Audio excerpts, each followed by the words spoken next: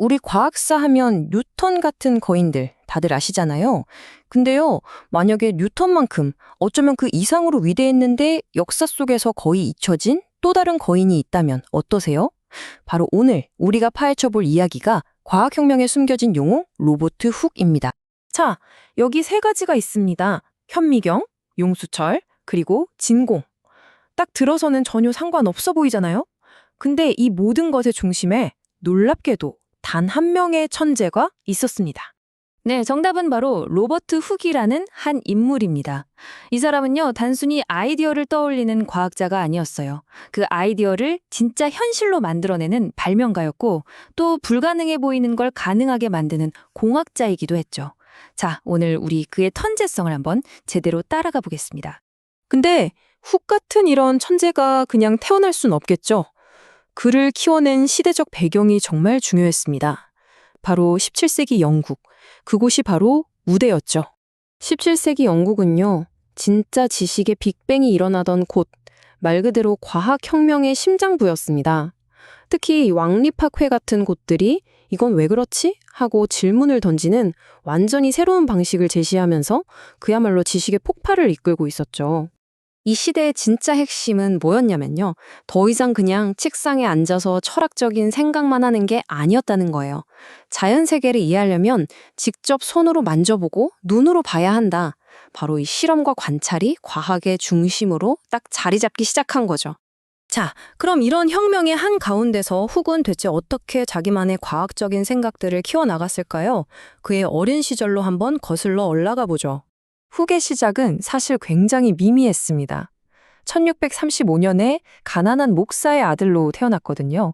하지만 그의 비범한 재능을 주변에서 알아본 거죠. 덕분에 웨스트민스터 스쿨 그리고 옥스퍼드까지 당대 최고의 교육을 받을 수 있게 됩니다. 이게 바로 그의 인생을 바꾼 결정적인 터닝 포인트가 된 거예요.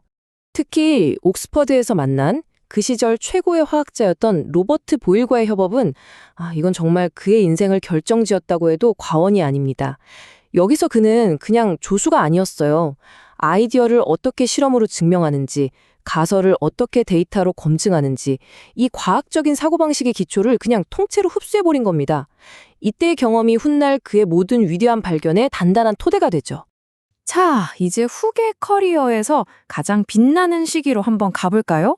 영국 과학의 심장부에서 그가 과연 어떤 역할을 했는지 정말 흥미롭습니다.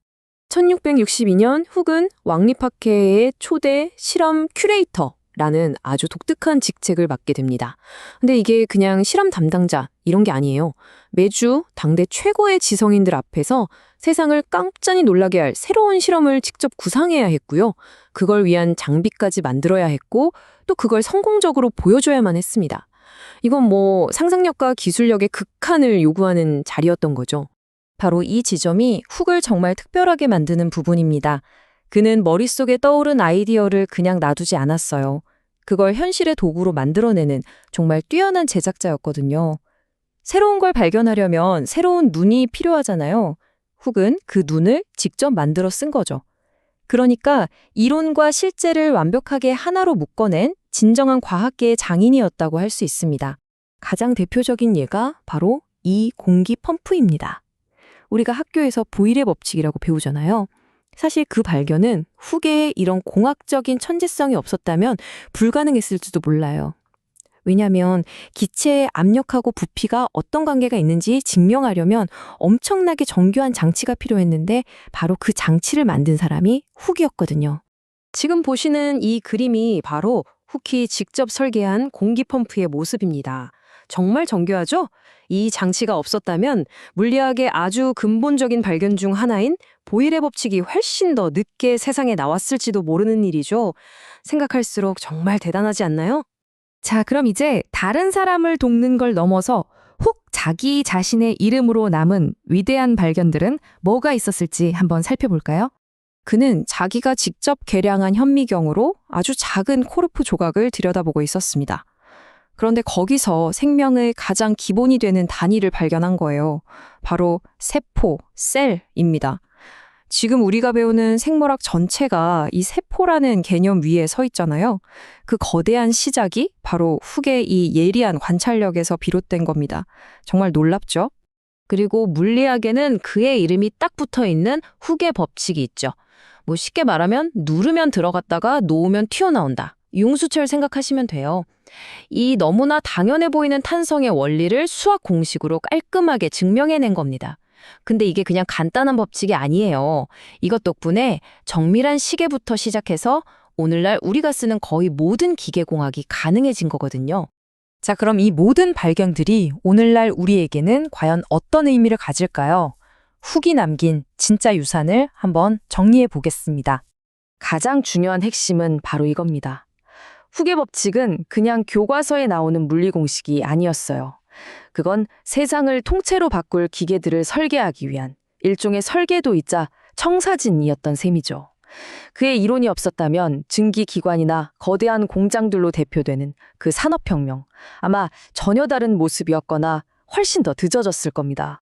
그러니까 정리해보자면요. 훅은 현미경학의 선구자였고 탄성 이론을 창시했고 실험과학의 대가였으며 정밀공학의 혁신가였습니다. 와, 한 사람이 이렇게 많은 분야에 걸쳐서 엄청난 족적을 남겼다는 게 정말 진정한 의미의 르네상스맨이었던 거죠. 로버트 훅은 정말 역사 속에서 거의 잊힐 뻔했던 거인이었습니다. 그리고 여기서 우리는 마지막 질문에 도달하게 됩니다. 우리가 알고 있는 뉴턴이나 아인슈타인 같은 위대한 이름들 뒤에 어쩌면 우리가 아직 발견하지 못한 또 다른 훅들은 얼마나 많이 숨겨져 있을까요? 어쩌면 진짜 역사는 아직 발견되기를 기다리고 있는지도 모르겠습니다.